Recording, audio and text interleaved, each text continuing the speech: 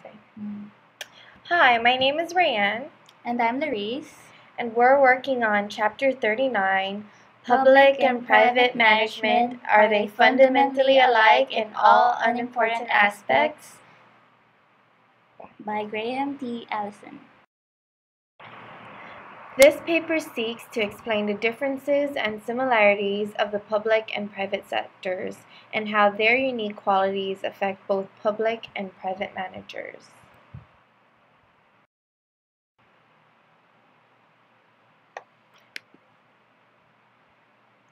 In identifying the two sectors' nature, it is essential to first ask what public management is. Mere words or definitions cannot satisfy to explain the term. It in fact adds to the confusion of what really public management is. Therefore, Selma Mushkin. There are 7 elements in the list of Selma Mushkin's public management. First of all, personal management. This may refer to the human resource functions of acquisitions of a workforce, basically placing the right people at the right place at the right time, maintaining the work and compensation. Workforce planning involves development of the employee's talent to contribute to the organization's success. Examples are training, career development of an individual employee, which would contribute to the bigger picture of the organizational development. Third is collective bargaining and labor management relations. This deals with the negotiations between the management and employees to achieve mutual agreement. Fourth is productivity and performance measurements. These are basically performance evaluations by colleagues and superiors. Fifth is organization and reorganization. This deals with policy making, reveals the purpose of the organization and the strategies they would take to achieve their goals. 6 is financial management. And 7, evaluation, research, and program and management.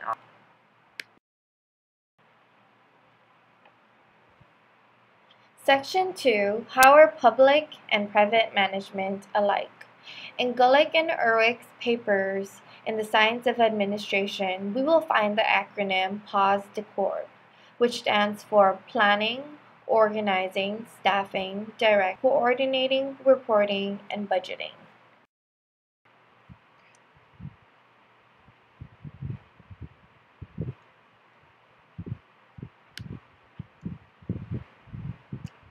Graham Allison offers a more detailed list to expand on PAUSE DECORP.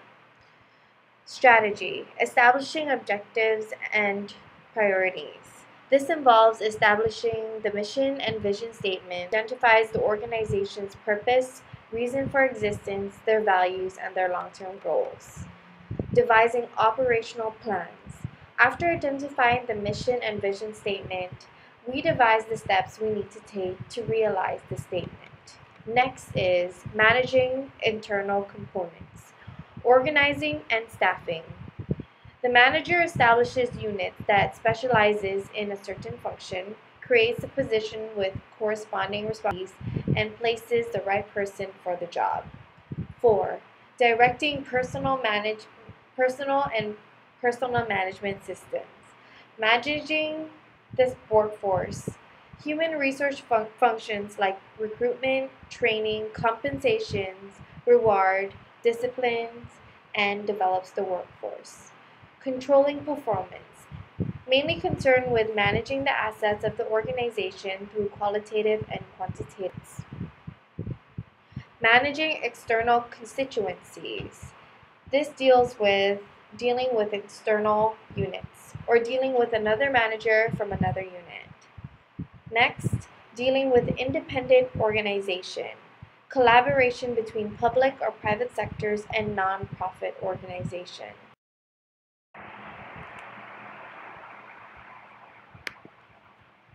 After identifying which fields are the public and private sectors, let us now identify the areas in which they differ.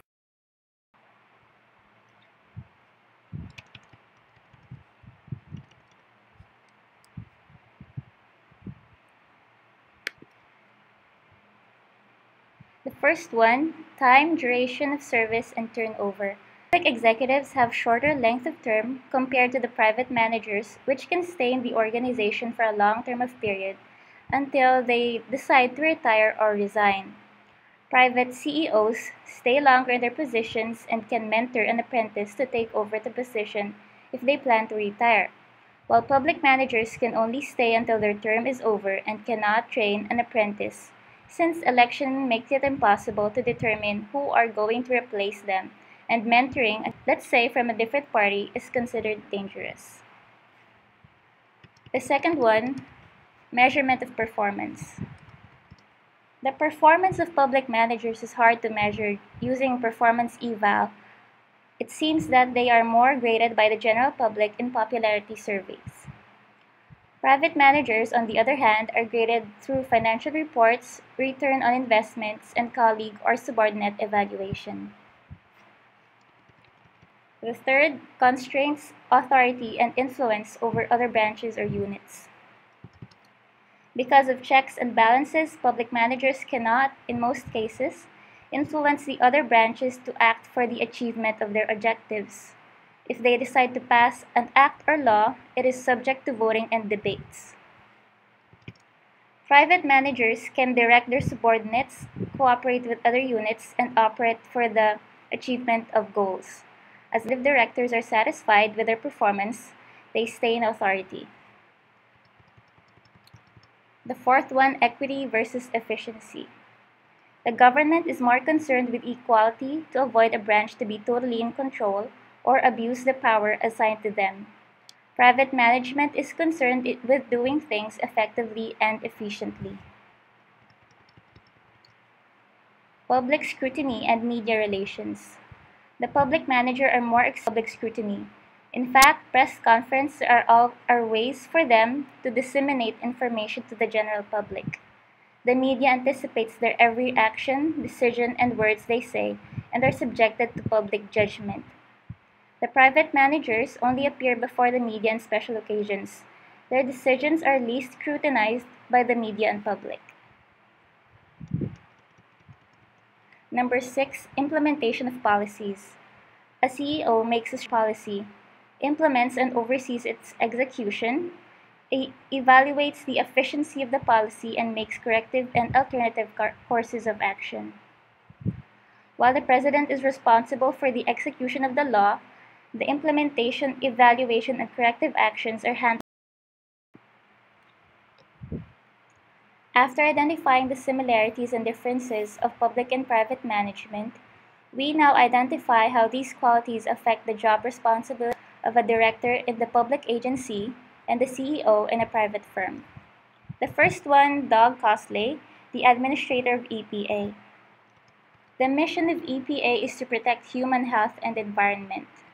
It includes controlling pollutants in air, water, chemical and solid wastes, radiation, and noise. EPA has to control a broad field in order to realize its goal to protect human health and environment.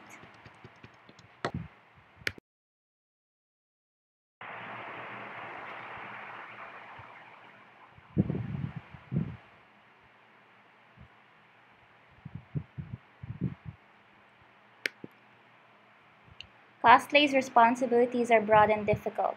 It includes environment versus energy. He had to face conflicting national goals. Which direction is it going? What specific steps to take to realize the mission? Or identifying the specific objectives of EPA in accordance with its mission. Consolidate inherent complexity of their knowledge.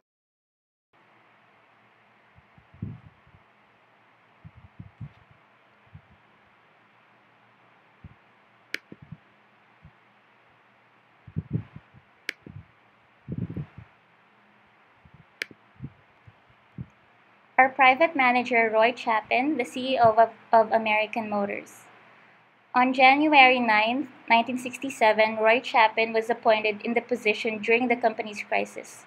Sales have fallen for the past 4 years. The company is losing money on millions of net loss. Newsweek also described AMC as a flabby, dispirited company, suggesting that the only way for AMC is to go down. Chapin not only had to both Costley and Chapin had to know what they really need to do to solve the problems their organizations face.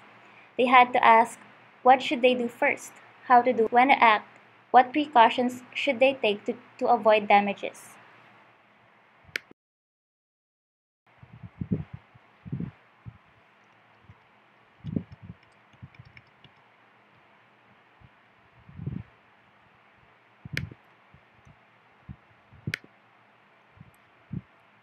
For corporate strategy is the pattern that directs him to see where the business is in and where will it be. For Costley,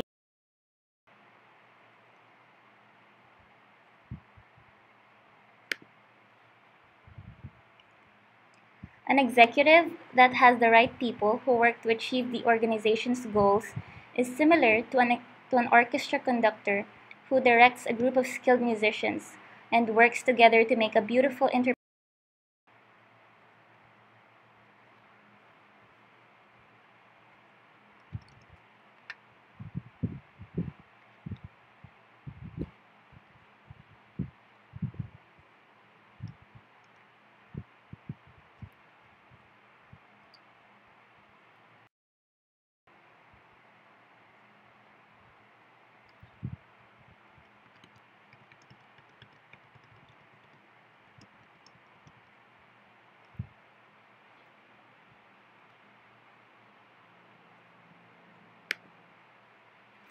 Costley, on the other hand, cannot freely make a movement of the workforce that he wants.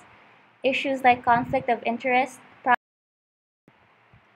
managing external constituencies like the media, competitors, government, or private sectors.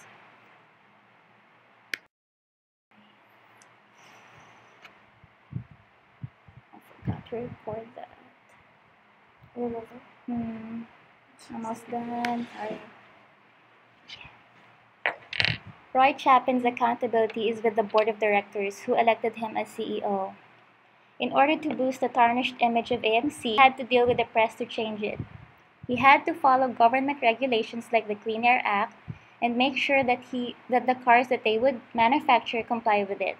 He has to fashion himself for the demands of the external factors. His accomplishments improved AMC sales, market share, image, and competitiveness. His bottom line is definitely success. Costley, on the other hand, is accountable to the President of the United States, the Council of Environmental Quality, Department of Energy, the OMB, and Department of Interior. The press distributed information for EPA about their projects and enforcements.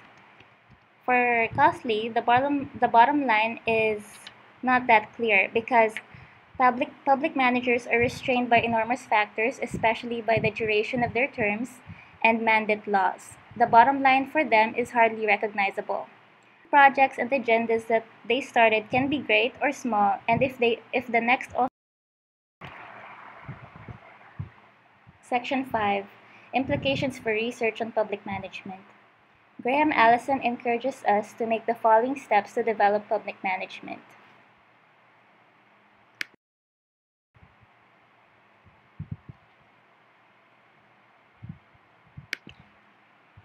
Number 1, to develop a significant number of cases on public management, problems, and practices. Describe typical problems faced by the public managers. Attend also to middle and first class level managers. He stressed on the need to make researches on what lower level managers face. Examine both general management and specific organizational tasks. Cases should concentrate on the job of the general or the manager running his unit. What useful data from a manager's experience can we use for our research? It's better to study.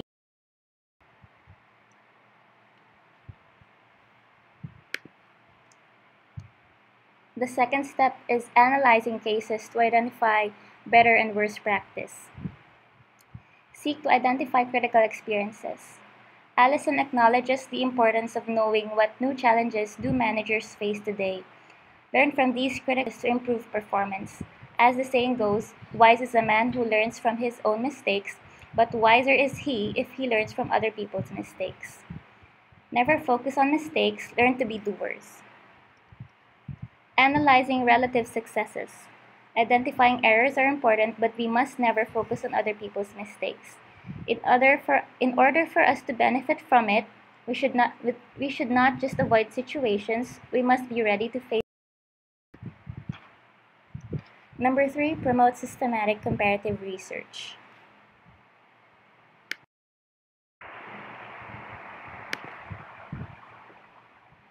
Number 4, linking to the training of public managers.